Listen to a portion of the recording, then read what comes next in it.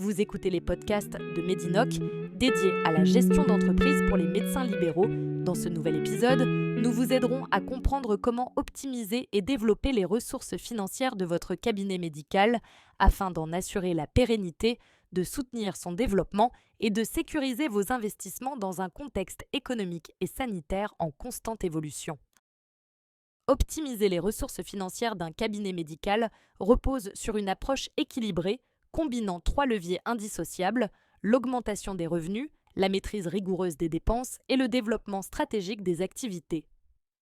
Cette démarche globale permet non seulement de consolider la stabilité financière du cabinet, mais aussi de favoriser sa croissance et sa capacité d'adaptation aux besoins des patients et aux évolutions du système de santé. Une gestion proactive, appuyée sur des outils financiers adaptés et une analyse régulière de la situation constituent la clé d'un pilotage efficace. Le premier levier concerne l'optimisation des revenus et plus particulièrement l'amélioration des encaissements. Une facturation rapide et efficace après chaque consultation ou acte médical est essentielle pour réduire les délais de paiement. L'utilisation de solutions de facturation électronique limite les erreurs et fluidifie le recouvrement. Proposer plusieurs modalités de paiement, comme le paiement par carte bancaire, en ligne ou par prélèvement automatique, facilite le règlement des honoraires par les patients. Un suivi rigoureux des créances, incluant des rappels réguliers et la vérification des droits auprès des organismes d'assurance santé, permet de limiter les impayés. Les outils de gestion peuvent automatiser ces relances et sécuriser les flux financiers. La maximisation des revenus passe également par une révision régulière des tarifs, dans le respect des règles conventionnelles en vigueur. Appliquer systématiquement les revalorisations autorisées et ajuster les honoraires libres en cohérence avec la qualité des soins et le contexte local permet de préserver l'équilibre économique. Le développement de nouveaux services, tels que des consultations spécialisées, des examens complémentaires ou des activités innovantes, peut attirer de nouveaux patients et diversifier les sources de recettes. Les partenariats avec d'autres professionnels de santé et l'intégration dans des réseaux ou groupements favorisent également les orientations de patients et l'émergence de nouvelles opportunités financières. Le deuxième levier repose sur la gestion des dépenses. L'établissement d'un budget prévisionnel détaillé, intégrant les dépenses fixes et variables, permet d'anticiper les coûts et de mieux piloter les ressources. La négociation régulière avec les fournisseurs de matériel médical et de services contribue à réduire les charges tout en maintenant un niveau de qualité satisfaisant. L'optimisation des achats, notamment par des commandes groupées ou planifiées, limite les dépenses inutiles et évite les achats impulsifs. La gestion des investissements constitue un point de vigilance majeur. Il est essentiel de prioriser les investissements présentant un fort potentiel de rentabilité, c'est-à-dire dont les bénéfices attendus sont supérieurs aux coûts engagés. L'acquisition d'équipements modernes ou l'amélioration des infrastructures peut générer des gains d'efficacité et de qualité des soins. Pour financer ces investissements sans fragiliser la trésorerie courante, le recours à des financements externes, comme les prêts bancaires ou certaines aides, peut être envisagé avec prudence. Un endettement excessif expose le cabinet à des risques financiers importants, notamment en cas de baisse d'activité ou de dépenses imprévues, et peut limiter sa capacité future d'investissement. Le troisième levier concerne le développement des ressources financières à travers l'expansion de l'activité. L'élargissement des horaires d'ouverture, notamment en soirée ou le week-end, peut permettre d'accueillir davantage de patients et d'augmenter les revenus. L'ouverture d'un second site ou la mise en place de consultations à domicile constitue également une opportunité de diversification et d'élargissement de la patientèle. L'amélioration de la rentabilité passe par l'analyse régulière des performances financières à l'aide d'indicateurs adaptés afin d'identifier les activités les plus efficientes et d'ajuster les stratégies en conséquence. Investir dans la formation continue du personnel et des collaborateurs améliore l'efficacité opérationnelle, la qualité des soins et la satisfaction des patients, avec un impact positif indirect sur les revenus.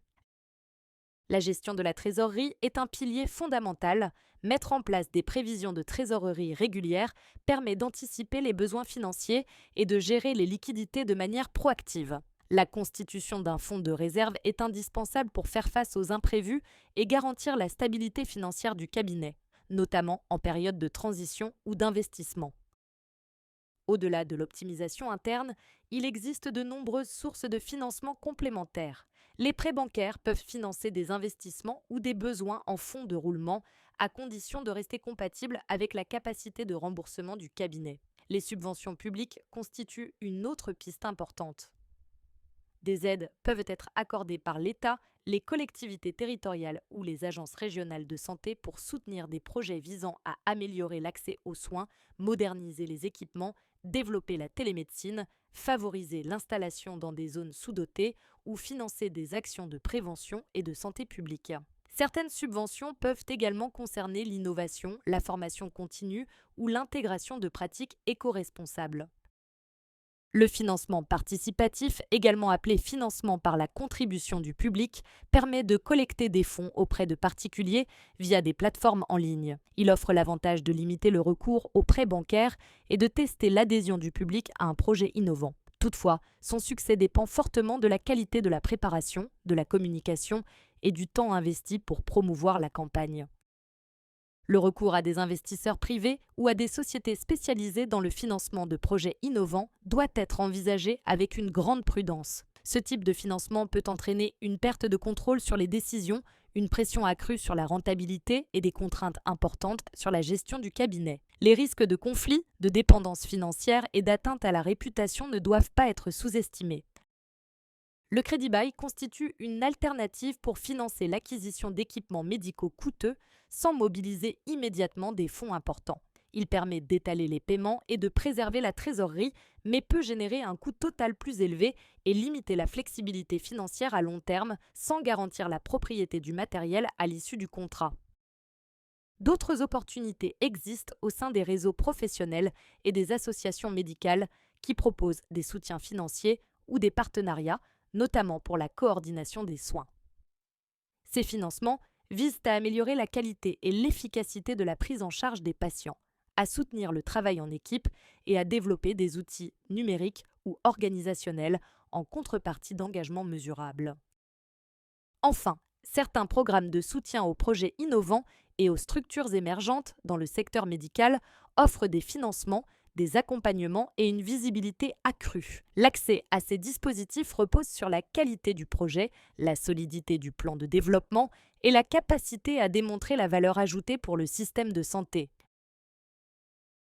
Voici une synthèse des points principaux à retenir. Optimiser et développer les ressources financières d'un cabinet médical repose sur une gestion équilibrée des revenus, des dépenses et de la trésorerie, ainsi que sur une stratégie réfléchie de développement. L'amélioration des encaissements, la maîtrise des coûts, l'anticipation des investissements et l'exploration raisonnée des financements complémentaires permettent de sécuriser l'activité, d'accompagner son évolution et de renforcer durablement la rentabilité du cabinet. Nous espérons que ces quelques conseils pratiques vous seront utiles. Retrouvez l'ensemble de nos outils sur notre site internet medinoc.org.